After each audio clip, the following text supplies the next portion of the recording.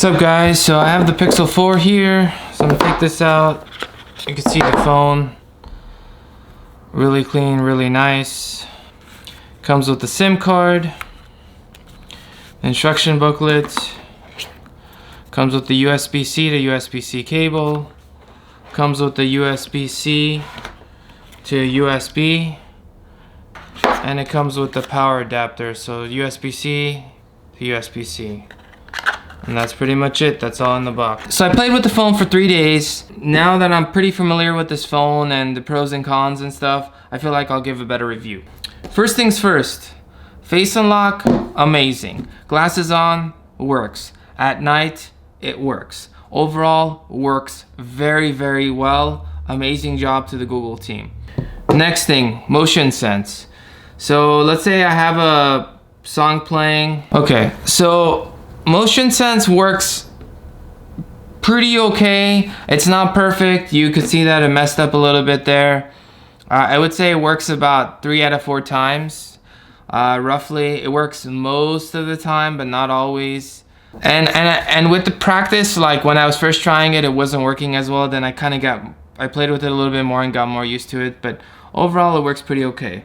Next option. You notice that the home button's missing, the back button's missing, and the applications that are currently running are missing. So where did they go? So essentially, these are the new buttons. So if you want to go back, you just swipe from the right of the screen, and it'll take you back. If you want to go home, you swipe up from the bottom of the screen, and it'll take you home. Just swipe up, and it'll take you. And you could see your current running applications, and obviously it's the same as before. When you're done, swipe up. So those are the new options. If you don't like that, you could go to settings and you can go to gestures to system, go to gestures, go to system navigation, and you could turn that off. And now you have your home buttons.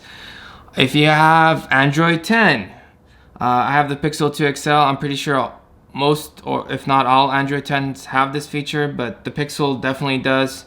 The Pixel 2 definitely does. So if you go to the same menu, you'll see gesture navigation. So you don't need this phone to get that. And if you don't like this new style, you can revert back to the old style.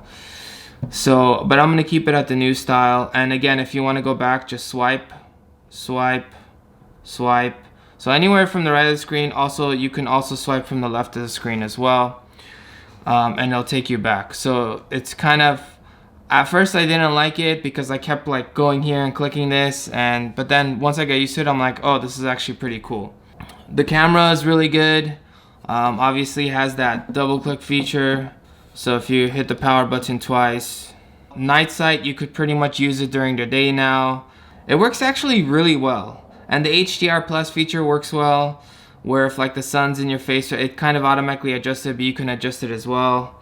Camera zoom in works really well compared to the other Pixels before it. Again, nowhere near a mirrorless camera quality, but for a cell phone that you're taking with you all the time, these cell phones are getting amazing with pictures. I mean, you literally have to put them next to each other and look at it at the same screen to be able to like tell a clear difference. But I'll talk about that in another review, because I actually compared this Pixel 4 to a Pixel 1, a Pixel 2, and a Pixel 3. So check out the other video that I'm gonna be posting in the next few days.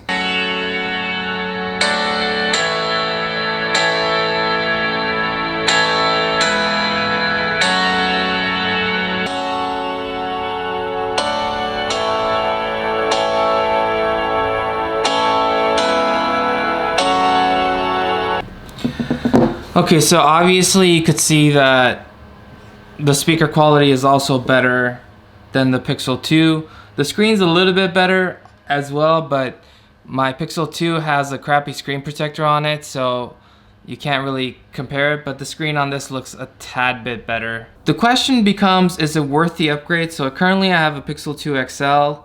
This Face ID thing works really well. That's one thing that I really like about this phone.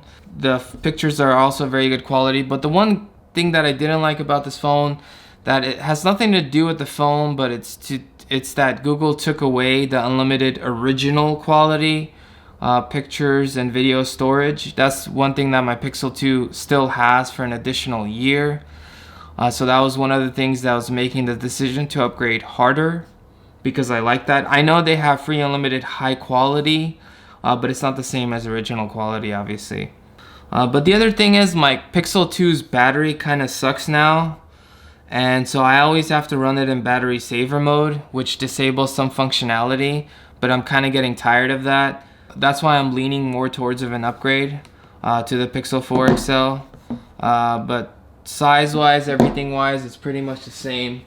Ignore the crappy screen protector on it, but this is the Pixel 2 obviously, and this is the Pixel 4. So it's essentially the same size phone. The screen on this is a tad bit bigger because this one doesn't really have a bezel on the bottom. Is it worth the upgrade for you? I think if you have a Pixel 1, I think it is worth the upgrade. If you have a Pixel 2, it's a maybe, maybe not. If you have a Pixel 3, I don't think it's worth the upgrade, personally. But if you guys like this video, please like and subscribe. Thank you guys for watching.